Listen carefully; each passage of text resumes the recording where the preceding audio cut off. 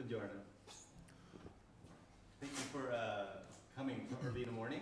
Appreciate the effort of getting up here, or literally getting down here. Is it to do this? Oh, it's... Mi dispiace. Good morning.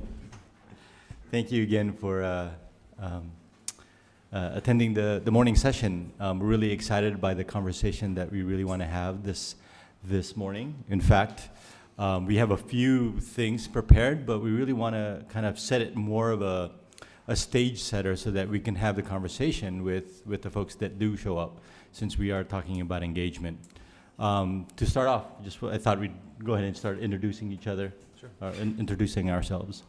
Hello, my name is Andrew Haeg. I'm founder and CEO of a company called GroundSource, which newsrooms use to directly engage their audiences in two-way conversations over SMS and messaging apps. And I've worked in journalism for 15 years as a journalist, and also the founder of a crowdsourcing platform called Public Insight Network. And I've talked to hundreds of newsrooms and many, many journalists about the values of engagement, the difficulty in doing it well, and why it's so important to the future of journalism. Hi, I'm Mike Fancher. I'm the retired executive editor of the Seattle Times newspaper in Seattle, Washington, USA. And since I retired in 2008, I've been doing a variety of things. I was a fellow at the University of Missouri School of Journalism, Reynolds Journalism Institute. I taught at the University of Nevada, and I helped co-found an institute at the University of Oregon in Portland, Oregon, called the Agora Journalism Center, a center for journalism innovation and civic engagement. 40 years as a journalist, 20 years as an executive editor, launched our web presence in 1995 and ran that for about 10 years. But since I retired, I've been focused mostly on the nexus between journalism, democracy, and technology, with ethics at the core of that. That's what's taken me to this topic of engagement. And I'm Andrew DeVigal. I'm the chair in journalism innovation and civic engagement at the Agora Journalism Center that Mike referenced. So Agora is actually a part of the University of Oregon's School of Journalism and Communication. So it's a fairly new center, and we'll kind of talk a little bit more about that in the following slides. In context to our conversation this morning, it's also helpful to know that previously joining the University of Oregon, I was also the multimedia editor at the New York Times for 7 years, where we help establish new forms of interactive storytelling. And one of the things that highlights that transition between how I'm thinking about interactivity on the screen to what I'm doing now with engagement is that what I found more profoundly purposeful is not thinking about how audiences engage with content on the screen and how we interact with story, but really about how we interact with each other as a community, as a public, because of the stories we present on the screen. So that's hopefully the context that we could talk about this morning.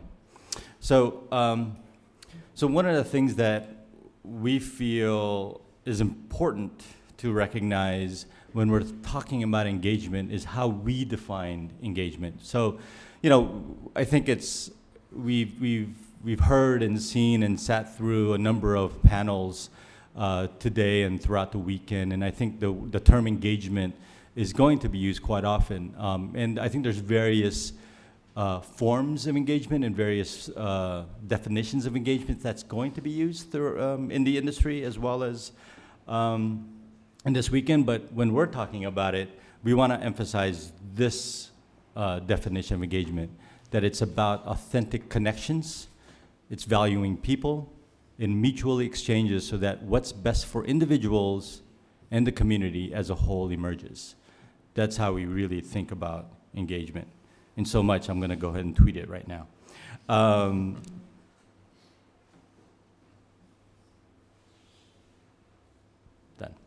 So we're going to get a chance to kind of talk briefly about our perspectives around engagement individually. To do so, what I want to do is actually reintroduce Mike Fancher.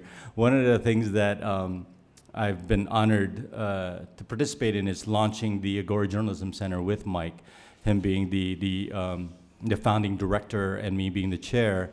And one of the things, even though he mentioned he was there 20 years at the executive editor at the Seattle Times, but he also has won 4 Pulitzers and has a number of other nominations based on the work that he was able to lead at the Seattle Times.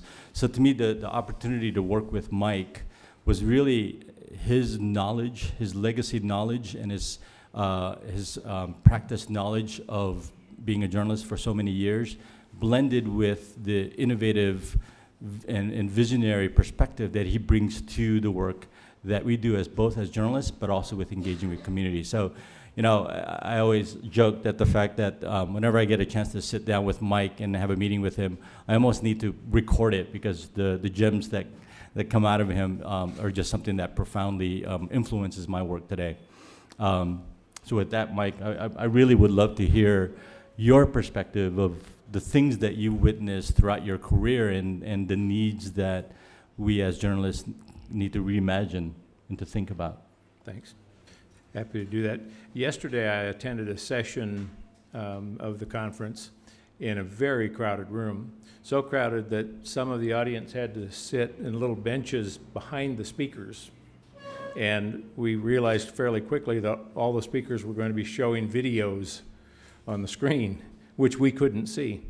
And one young man sitting with us had a laptop and captured the live stream of the event, turned his laptop sideways so the rest of us could see what we couldn't see in the room. And I thought, what an interesting metaphor for the world in which we live today. Because this technology is so enabling, but it isn't the technology itself that's important, it's what we're able to do with it. And we're shifting from a world in which institutions were the driving forces for most of our lives, connections, to a world in which individuals and networks of individuals have this capacity to do things for themselves together that they once needed institutions to do. So this metaphor might well be that the live stream of the event was the institutional storytelling, but the young man with his computer, in essence, was almost like a retweet or a tweet out to the rest of us of what was taking place. I think there's real power in that, and it's the thing I think we most want to, this panel most wants to focus on about what's important in this moment for journalism. This shift from an institutional world to a networked world is profoundly important, and it basically requires that we reimagine journalism. Journalism was created by the limitations of the technologies of a century ago, and it became a very distributive model of doing work. My point is that if journalism didn't exist today, we wouldn't create it in the form that we've practiced it for a century. But it's very hard when you've done something for a century to think of how we might do it differently. That's why I think the word reimagine is right. It's not just reinvention, it's reimagining what is journalism in this connected world. And for myself, the conclusion very much comes down to the notion of engagement. I had the opportunity some years back to do some writing for a commission that the Knight Foundation created called the Knight Commission on Information Needs of Communities in a Democracy. And the commission reached some very counterintuitive conclusions about this moment for journalism. One was that this is a moment of journalistic and democratic opportunity, that the same technological forces that are disrupting industries also give everybody new power to communicate. So it's a moment of opportunity. And that in terms of public policy, it's not so important to promote any particular platform or industry or distribution method, but to protect and preserve and promote the public service functions of journalism, the traditional public service functions of journalism. And then finally, the commission said one thing that Andrew's heard this so many times, but I love to repeat it. It is that journalistic institutions don't so much need to be saved, they need to be created. You can't necessarily save journalism by trying to hold on and preserve it, but you can create it. So the commission's saying we need more journalism done by more people on more platforms in more places. So that's been the spirit of my work since I retired, is how can we actually find more ways to do journalism? And I think, again, engagement is the linchpin for doing that. The commission asked a fundamental question. It said, how can we advance quality, skilled journalism that contributes to healthy information ecologies in local communities? So I'll say that one more time. How can we advance quality, skilled journalism that contributes to healthy information ecologies in local communities? And there's one word in that sentence that I have come to think is the most important word, and it's the word we. Because in a democratic society, if the purpose of journalism is to help people be free and self-governing and lead the best lives they can, then everybody has an opportunity to participate in making that happen. Journalism has a tremendous responsibility, but we aren't the only we. Other people, citizens, community leaders, everybody has an opportunity to contribute to and participate in journalism. And if we do that, if we journalists help to make that happen, we will end up with more journalism that's actually more accurate because more people contribute to it, and that's more trusted because people tend to trust what they have a chance to participate in. So journalism that's more accurate, more complete, more trustworthy is the opportunity that's in front of us, and I think the pathway to that is through journalists engaging with their communities. And with that, I'm going to toss it to Andrew Haeg. Great, that's a good segue. So a lot of the, should just step through this.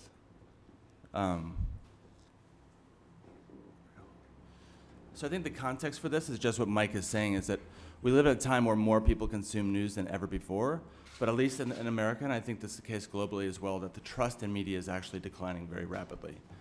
So what is that paradox all about? We're consuming more information, but we trust the sources of that information even less than we did 10, 20 years ago. I think that's a paradox that is the call for engagement. Right there, it's if we're trying to get people to click on things because our business model is around getting people to click on things, but those things might not necessarily be quality, or they might necessarily be truthful, or they might not necessarily reflect the reality of the people who are living their lives on the ground, that we're going to trust that information less and less.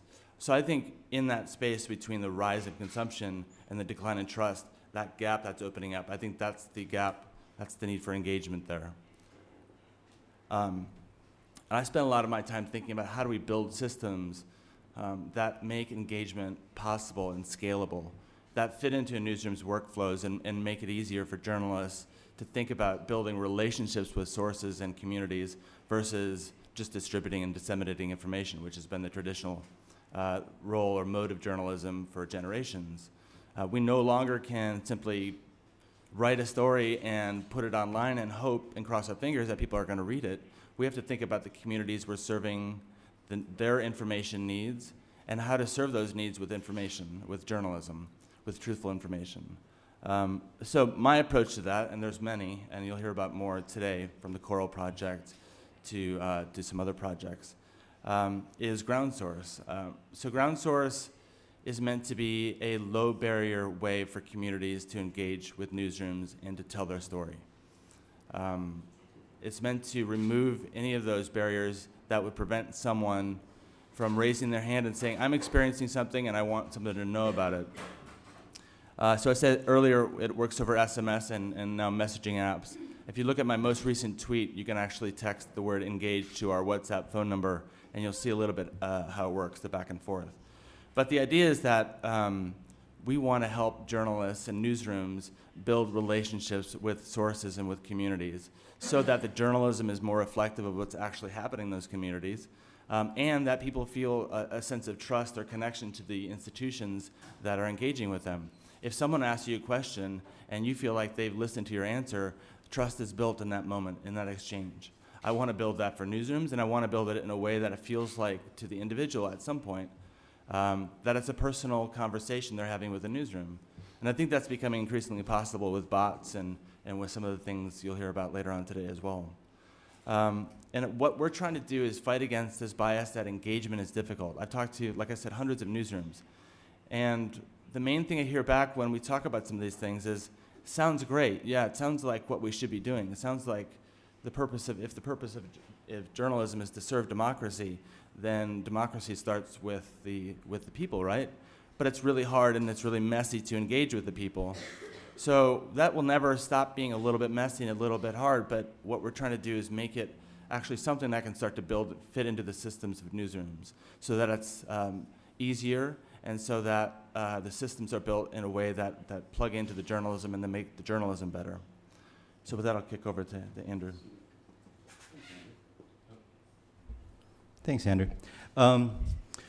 So just to show a few more slides, so again, one of the things that, as the chair at the Agora Journalism Center, which is the gathering place for innovation and communication and also in civic engagement, you know, our purpose and our parts of our mission statement, which I'll read a part of it here, is that, you know, the center really seeks to articulate a vision and practice of journalism that is inextricably linked to the health of our democracy. Journalism as a public mission is inseparable from community. It builds on and cultivates healthy, flourishing communities. And healthy, flourishing communities depend on the cooperative creation, transparent knowledge, access to, and public distribution of that knowledge. So one key word that I want to emphasize in that part of our mission statement is the word cooperative creation. And this idea of collaboration, I think, echoes in many of the things that we're doing, both what we've done in the past in journalism, but also where I think, and we really think, is going in the future. You know, the idea that the perfect trifecta of journalism right now is really experimentation, collaboration, and engagement. And, you know, people have probably heard of Snowfall from the New York Times several years ago. That was launched probably now about three years ago. And I was still a part of the New York Times when that project landed on my desk.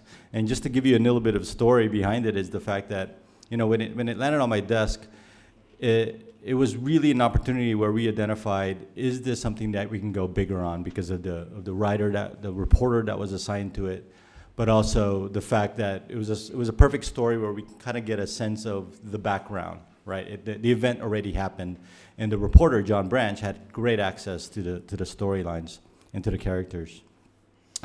So just to quickly convey this, the story was the fact that, you know, when the idea of collaborating deeply on this particular project came about, me and Steve Duenas, who was the graphics director, you know, we sat down with the sports editor and said, we would love to go big on the story, but there's one catch. We will need to edit the words of John Branch with you. So again, the idea of with, and not just us editing our portions of the package. So the idea of Snowfall and the success of Snowfall that many people have highlighted was the fact that it was a true interactive, immersive experience where we present text and multimedia and graphics all blended together. And that really required that blending of both multimedia and all those media tools in that experience. So everybody talked about that. That was what was mind-blowing. And I would agree with that was innovative. But the true innovation behind that collaboration was the opportunity that Joe Sexton, the sports editor, said, yes, we will do this. We will collaborate and edit the words and the multimedia together. So to me, that was the true pivot that really engaged the entire newsroom, or at least the graphics, multimedia, video, and the sports desk, to really integrate and to collaborate together. So that sense of collaboration, I feel, is what's happening in both newsrooms and news organizations alike. So this idea that collaboration across media organizations is also happening, and that's part of the theme behind our engagement work. You know, apologies for being so U.S. focused, but for example, a recent package that came about from ProPublica and the Marshall Project, looking at the unbelievable story of rape, was a really strong collaboration between those two organizations. The Center for Investigative Reporting and Reveal collaborated with the Alabama Media Group to recently launch the Alabama Prisons package that came out a few months ago. And of course, most recently, the collaboration with the International Consortium of Investigative Journalism, as well as over 100 media organizations, collaborated together, recently launched the Panama Papers. Again, the idea of collaboration across newsrooms has an opportunity to share the resources together and to really focus on what the true purpose of those investigative work can be. So the idea of collaboration across media organizations is critical to the future of what we're trying to do. The next step, I believe, and it's not just the collaboration in newsrooms or across news organizations, but with communities. The idea of collaborating with community and to help tell the story, not our story, but the community story, is critical to the future of journalism. So two examples that I want to highlight, or three examples I want to highlight, and there's many that we could focus on, is there's some great reporting and some great projects being produced by Jessica Maria Ross from Capital Public Radio, and she's based in Sacramento, California in the US. If you Google her, there'll be some great resources that she's presented in her blog and the projects that she's doing. There's also a group called Oakland Voices, and Oakland Voices is a part of the Oakland Tribune. And what they did was they had a 9-month program that trained East Bay journalists, people in that community and residents, to tell the stories of their neighborhoods. So it's truly the training of community members to be able to take ownership and to tell that story. And to me, that's a new and innovative way to really, as Mike was referencing, to create more journalism, you know, by more people at more places. And by doing so, you can increase the accuracy, you can increase the opportunity to tell the whole story, and also you can increase the trust within your community.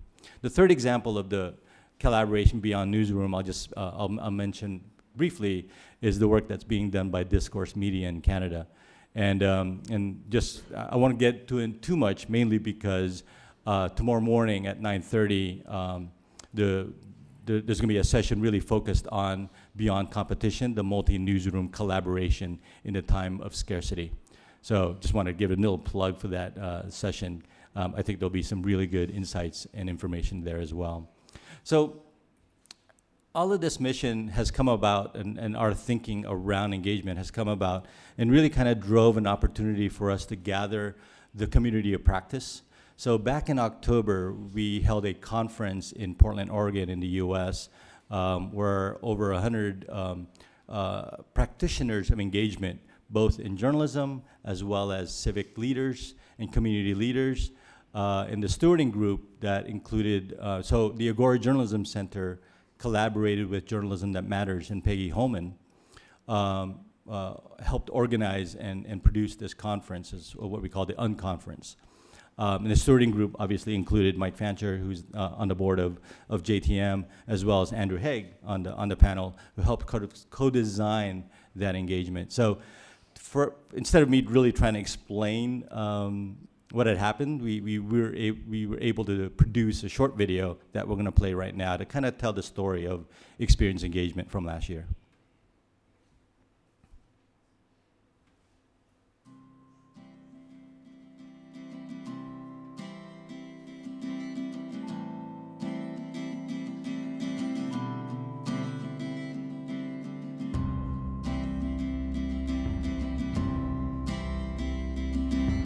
The stories that we tell ourselves shape the way we see the world, and that shapes our behavior.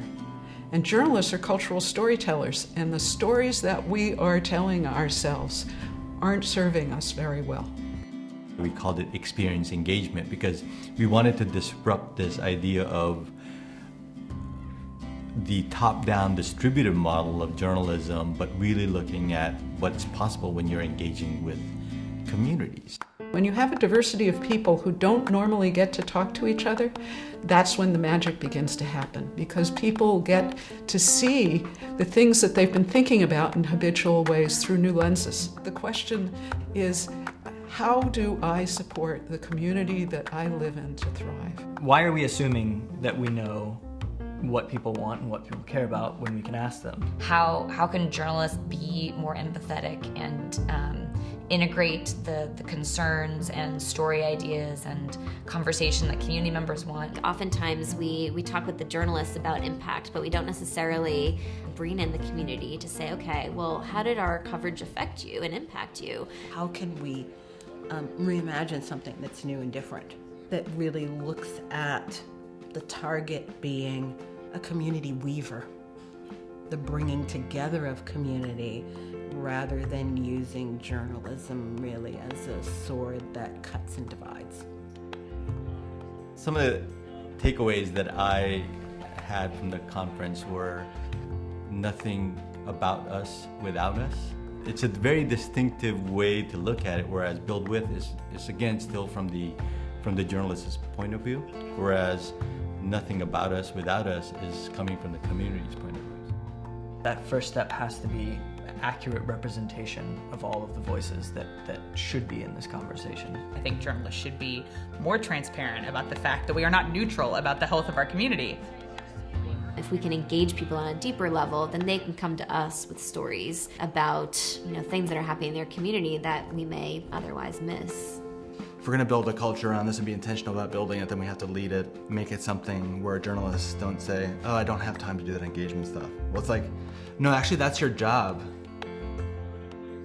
If we think about journalism only as reporting, then we are literally just chronicling events of the day and really not helping connect that back to action in the community. This idea of engagement as the product or conversation as a product, I think it gets back to the roots of journalism, and what journalism's always been is the product of a community kind of talking amongst itself. So that it can come to some collective decisions about who it is. The long-term ambitious goal is that we truly do change the nature of relationships and the role of journalists and communities such that we're in it together to create thriving, inclusive communities.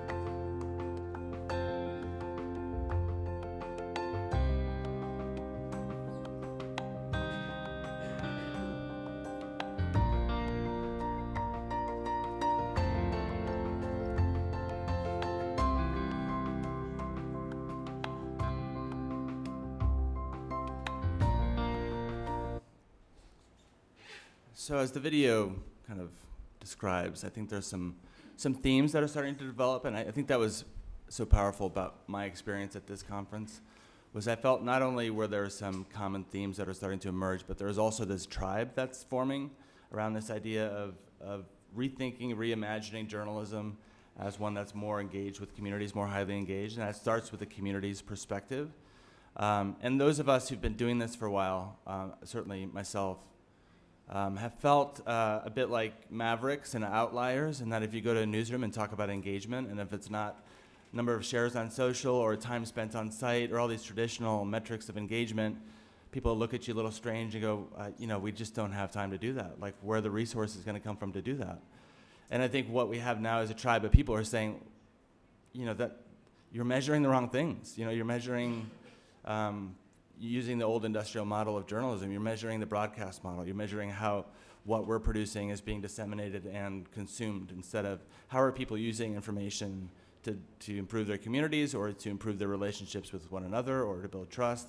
Those are much harder things to measure, but now that we have, at least in the US and I think globally, a group of people who are starting to think about this, I think we can reimagine some of those things. But the principles that, are those up on the screen? Yeah. Oh, there we go, thanks. Yeah. Nothing about us without us, I think is just a really profound statement that anytime we're covering communities, we need to involve those communities and we need to understand what their information needs are and also give them some power to tell their own stories.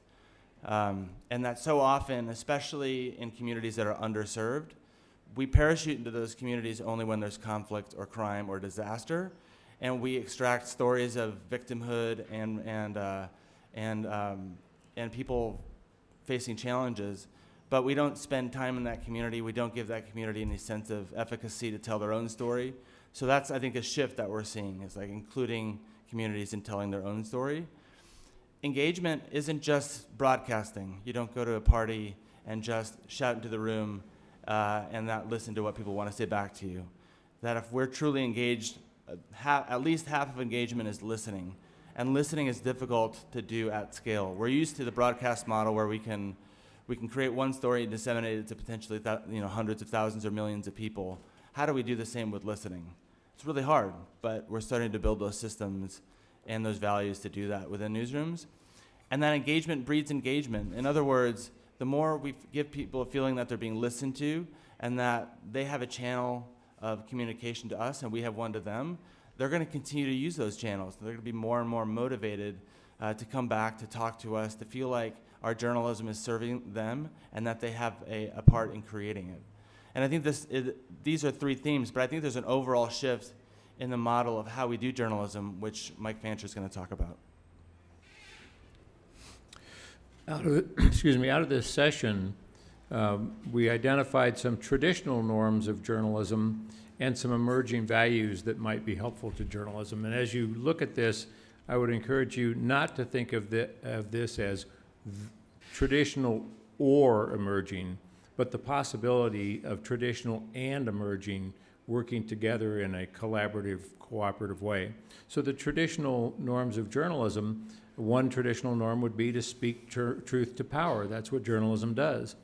But journalism can also speak truth to empower people, to help people then speak to power for themselves and by themselves. The traditional norms of objectivity and neutrality, there was a session about this yesterday. The big challenge, how can we be engaged with the community and still be objective? Well, the emerging value would be engagement, empathy, and inclusion. But there really does need to be a new establishment of the ethics of engagement, and I'll talk a little bit more about that in just a minute. One traditional norm of most journalism ethics codes is independence. Well, that was intended to keep us independent from collusion, coercion, from forces other than the public good. What about interdependence? How is it that we can work in a connected way with communities so that the independence from vested interest is still intact, but we're interdependent with the community that we're trying to serve? As Andrew mentioned about Oakland Voices, how do we, in the tradition of journalism, we give voice to the voiceless? Well, in the new emerging norm, we help people find and use their own voice. We can train them to do that. We can help them to do that. And then finally, this idea of journalism being done for people, shifting so that we're doing journalism with people. These are all kind of emerging ideas, but I think they have some terrific merit. When we think about the ethics of engagement, there's a lot that we have to understand. One certainly is, what are our intentions? Are we clear about our intentions? What are our expectations? What is our relationship with people? Trust is very hard to build initially, especially if the public is distrustful of journalists' motives in the first place. I think probably the biggest pushback that we hear from journalists, traditional journalists, is this all sounds like advocacy to us. So why are we becoming advocates now? Are we community activists or are we journalists? I look at that from the standpoint not so much of advocacy, but activation. If as a journalist I can help you act in your own self-interest, if I can help you see possibilities in your own life, and I can understand more what your needs are, so that I can help you have the information that you require to meet those needs, that's all a very productive relationship. So I'm not advocating what you should do in your best self-interest. I'm advocating for you to have what you need, news and information, to act in your own self-interest. And that is very consistent with the first principles of journalism. If the purpose of journalism is to help people live the best lives they can, then who's the best judge of that? It's the people. So we help them have the information they need, and we help them see the possibilities that are in front of them, but we don't advocate what decision they should make, at least not in the reporting process. And then I want to close with one other thought about this, and it's a journalism that matters idea. It's like journalism has the 5 W's and the H: who, what, when, where, why, and how. We think that we need a 6th W that we call what's possible now. We have this new technology. What's possible when journalists and communities work together? And what's possible when journalists connect better with communities to better understand their needs? That's the spirit behind what we're trying to advocate. So the themes that Andrew mentioned, as well as the emerging themes or the emerging ethics of engagement that Mike just mentioned, really came out in most part out of the Experience Engagement Conference that we had. And from that experience engagement came out in a developmental evaluation that, again, the Director of Journalism That Matters, Peggy Holman, and also Mike Fancher, primarily written with some support from others from the stewarding group. In an earlier tweet that I had when I mentioned the definition of engagement that we are really supporting, it came with a URL. That URL actually includes the link to the full developmental evaluation report that came out of experience engagement. So I encourage you to check out that link and really kind of deep dive into that report. Out of that report came this visual.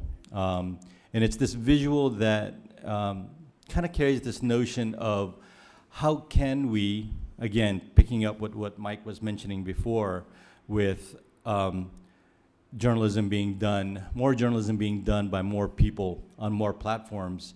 You know, when we look at the Venn diagram and the concentric circles of communities on one side and journalism the other, and really the overlap of the two is really how we define and look at engagement. You know, what the circles and the dotted lines are really trying to indicate is the growth of both journalism and community members engaging with each other to support this. That in this evolution, in this thinking that of the growth, comes out this civic communication ecosystem that we really are envisioning as the future of what we can do, working with the public to really give them the information they need to thrive as a community.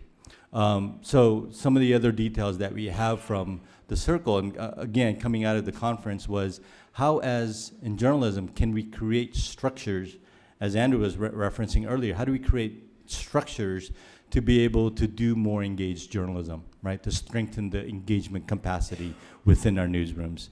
And then on the flip side of that is with looking at communities, how do we strengthen the community capacity to be able to steward their own well-being, right? In working with and developing storytellers, like the example of Oakland Voices. How do we involve the youth?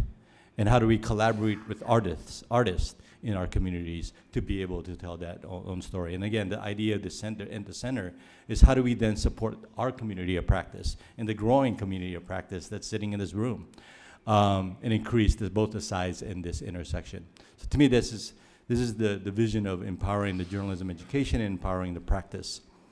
Another visual that kind of has drawn, and it was interesting, I sat in another panel yesterday, and I believe it was either Greg Barber that was mentioning the need of some levels of engagement, the ladders of engagement. And you know, I picked this up from an earlier report from, I think even 5 years ago, from Gideon Rosenblatt, who wrote a piece on the engagement pyramid. So right now I present it as an inverted pyramid of the idea of observing, following, endorsing, contributing, owning, and leading.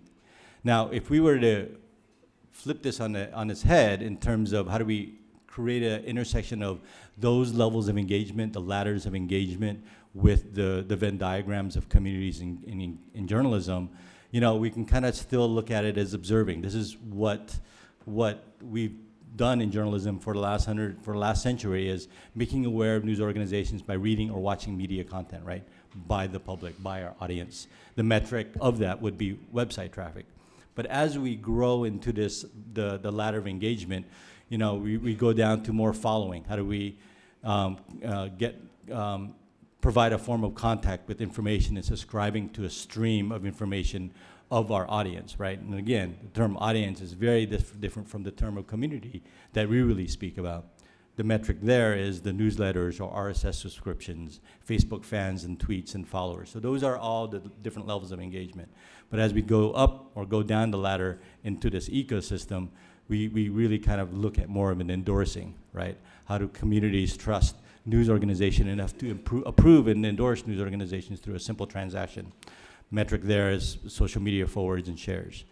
But the deeper we get into the levels of engagement, the more excited we become in terms of not just the relational engagement or the transactional of engagement, really, but focusing on the relationships of journalism and communities when we think about engagement. So the contribution of content is another layer of engagement, which I think we're seeing a lot of, and I think we're going to hear a little bit more about, you know, the user submitted or the more people-powered news ecosystem that we're seeing a lot of news organizations doing now in terms of the contribution of content, right? The metric systems there is, you know, the user-submitted content itself, or being able to provide new source material.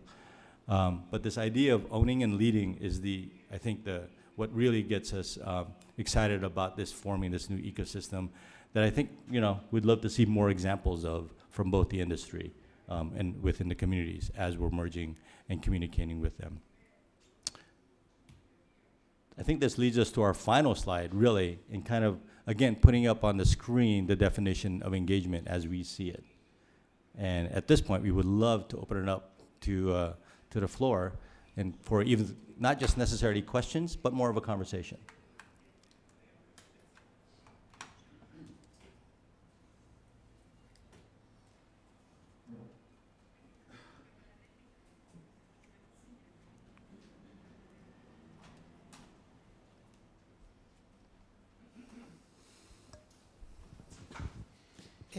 Sorry, ma io parlo italiano, quindi dovete scusare. Buongiorno, mi faccio riconoscere. Ciao Andrea. Allora, no, in realtà vi ringrazio da giornalista italiana di questi messaggi che ci portate oggi, perché in Italia abbiamo qualche difficoltà a relazionarci davvero col pubblico. Faccio solo una breve considerazione e poi arrivo alla domanda, però 2 punti molto importanti. Avete parlato di advocacy da una parte e dall'altra parte della metrica, cioè di nuove metriche per far capire l'importanza del lavoro dell'engagement. Io quindi addirittura, come ho appena twittato in italiano, 6 livelli di engagement, quando io sono una freelance, però le grandi redazioni italiane hanno, come dire, non tutte hanno ancora social media editor, team di giornalisti dedicati alle relazioni con il pubblico, perché questa è la realtà in Italia.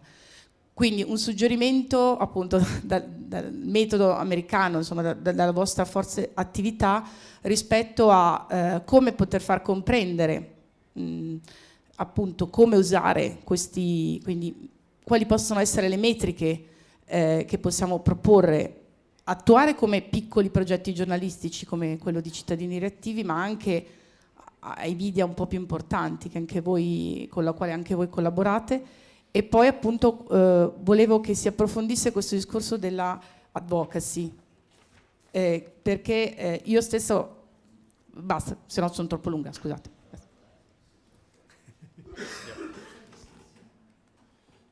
So speaking to the metrics, take this off. Speaking to the metrics question, was having some good discussions yesterday with some folks from the BBC and some from a German newspaper. And so in one case, they have a newsletter that reaches 25,000 people. Typically, you might not count that as audience. You might only count the clicks that, if they click on a link in the newsletter, that would be counted. But I think increasingly, as we build more products that directly engage people, then we need to think about our engaged reach as well as our social. I mean, social is one thing, but there's other ways of reaching people.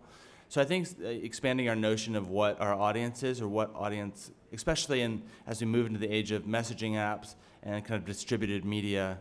The BBC traditionally would count number of people listening to their radio signal, but now they have 300,000 people in their WhatsApp channel, or their Telegram channel in Iran. That's audience.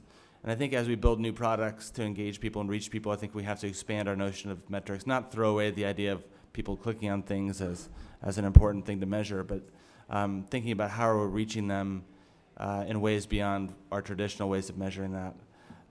So I think engaged reach was a term I heard yesterday for a new way of measuring our expanded sense of how we can reach people beyond our radio signal or the number of people subscribing to our newspaper. So I think that's evolving, and I think some other ones will start to shake out of that. But I think that the measuring of the relationships and the impact in communities is much harder, and maybe Andrew or Mike, you have some thoughts on that. Yeah, I would like to take the metrics notion and flip it away from the idea that we create a story, we distribute that story, now we begin to measure the connection of the audience with that story. What distinguishes innovators in other fields from journalism is that their focus is relentlessly on understanding what's the need that exists out in the community or the marketplace. What's the unspoken need? What is it that people are frustrated by that they can't even articulate? And I don't hear much in journalistic conversations about starting with the community. What's the frustration in the community? And if we start there, then we develop metrics to speak to how well is our journalism meeting that need. Disruptive innovators are relentless about meeting the need all the time. Journalists tend to think about the story and putting it out there, and does the story serve the community? But if we start with the community, we may have a totally different story to tell. In the United States right now, one of the biggest stories going is, how did we miss Donald Trump? How did we not know that so many people would find attachment to this candidate? That's a tremendous indictment of journalism, because it meant there is a need, there's an anger, there's a frustration out there that we didn't understand, didn't anticipate, and hadn't reported very much at all. So if we flip it from an institutional context to a community context, understanding what's the real story out there, then begin to measure the impact of our work from that point, I think we'll be in a totally different world. And I would just add finally, in terms of just looking at the metrics of community engagement, in terms of being able to put together public conversation events, and that's the number of people attending, the number of people engaging with those conversations, and perhaps even the new stories that surface because of that engagement can clearly be a metric, right? Or even again, identifying the whole story of a package because of the many perspectives that can be gleaned because of that very purposeful community engagement.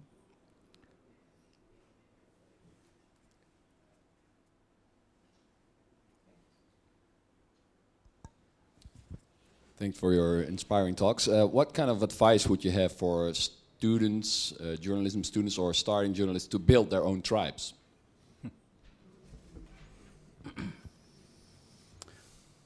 Well, I guess being from the academic side, I'll respond to that. However, please answer.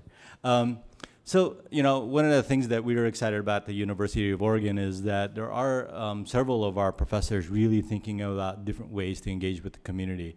So, I would encourage, if anything, to share this, presentation and others like it that's being done in a lot of conversations that's being done right now, to share those with your professor and really kind of think about how do we reimagine journalism, especially from the journalism education side.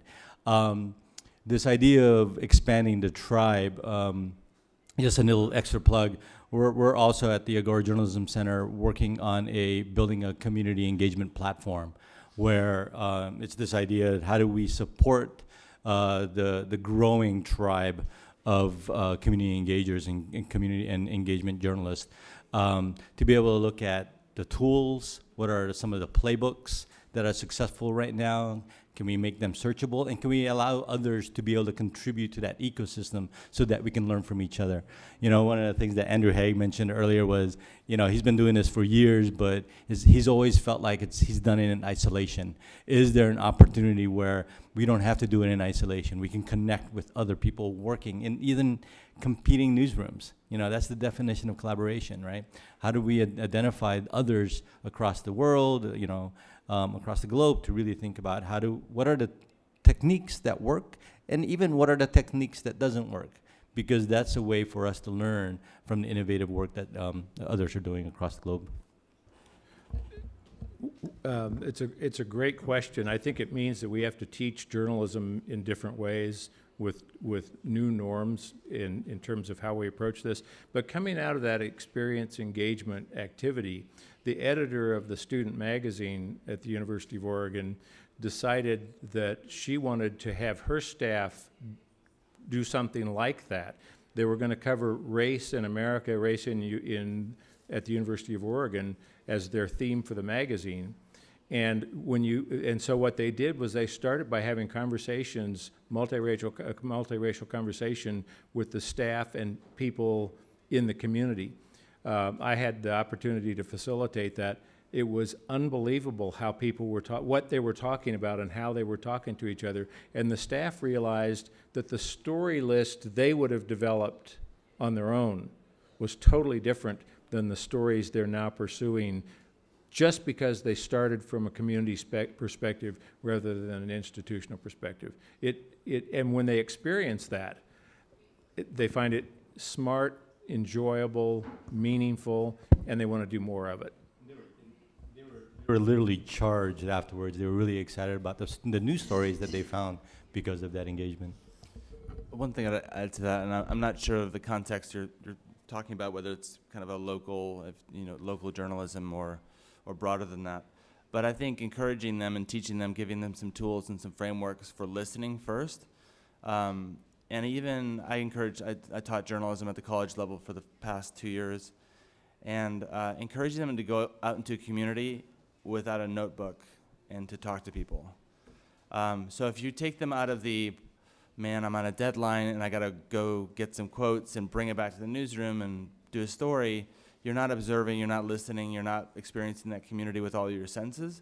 But if instead you say, spend 2 days in your community, and I would, if I was running a newsroom right now, I would require that for all of my reporters.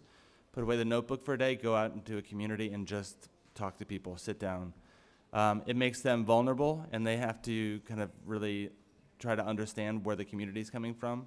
And then when they start doing their journalism, maybe a few weeks down the road, they're gonna have trusted contacts and connections in those communities that were made not on a transactional basis, like I need something from you. It was more from the standpoint of I'm genuinely curious and I don't know, and I'm asking questions, and I want you to ask me questions.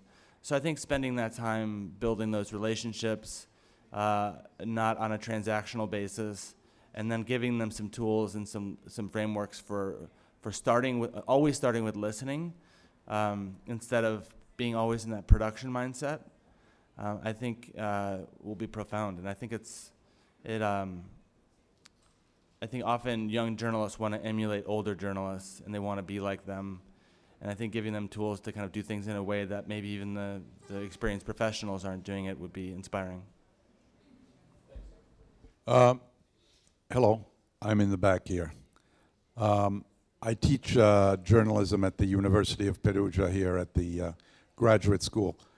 Thank you for your very interesting presentation. Do you see a day when there will be, or is it already happening, where there will be like parachute media people who will come into communities where there's conflicts or disasters, in the case, let's say, of racial troubles, terrorism, demonstrations against the government, ecological disasters, community engagers who will come into a situation and use a model to engage the community through journalism, since the resources are finite?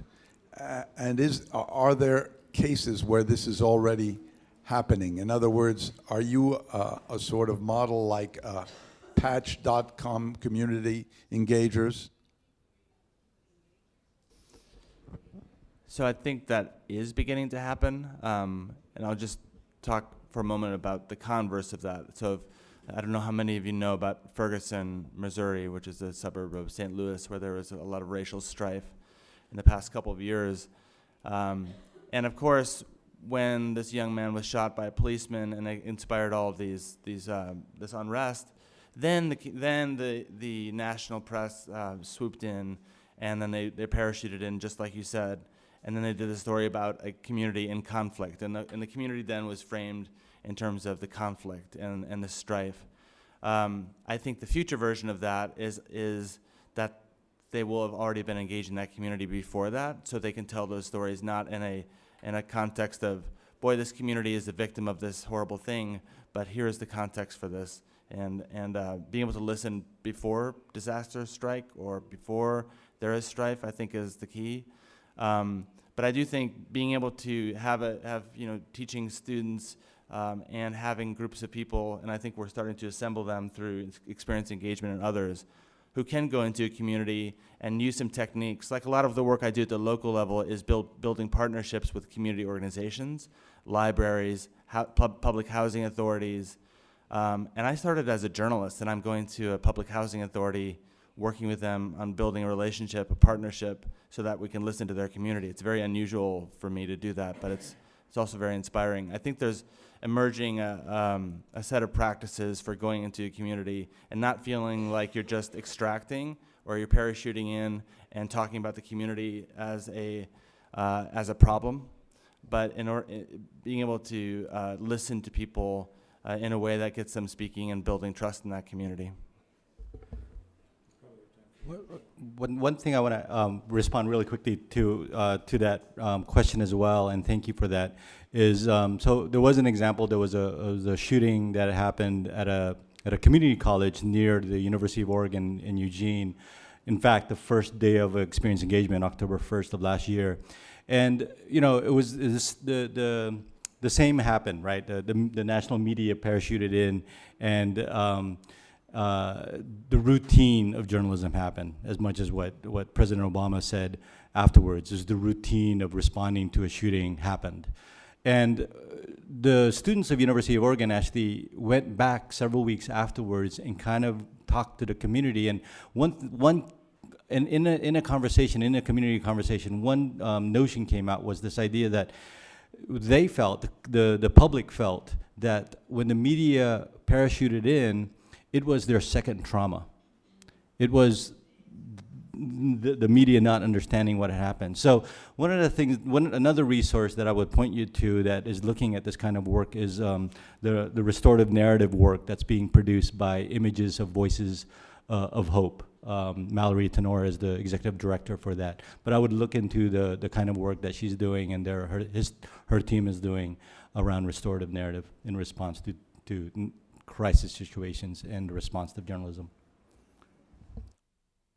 Yep, one more cool. Oh, I think Asha. Oh, I'm sorry. This is the last one. Thank you. Thank you very much. Thank you very much.